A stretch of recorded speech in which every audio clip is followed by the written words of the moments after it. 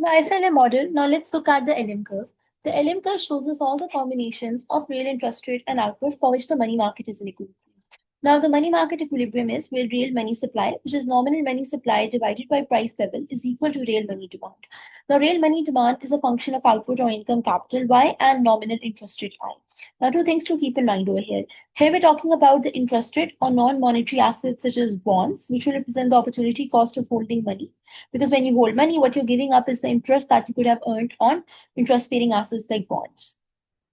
And here, the second thing I need to keep in mind is money demand is a function of nominal interest rate.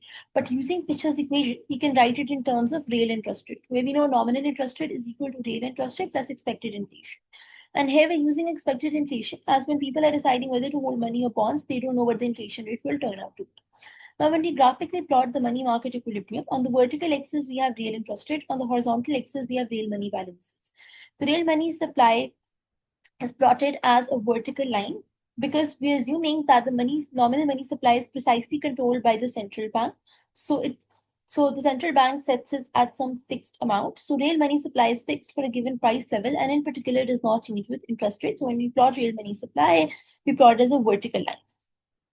And real money demand is plotted as downward sloping because interest rate represents the opportunity cost of holding money instead of bonds or the interest-bearing assets. And the intersection between real money supply curve and real money demand curve will give us our equilibrium real interest rate.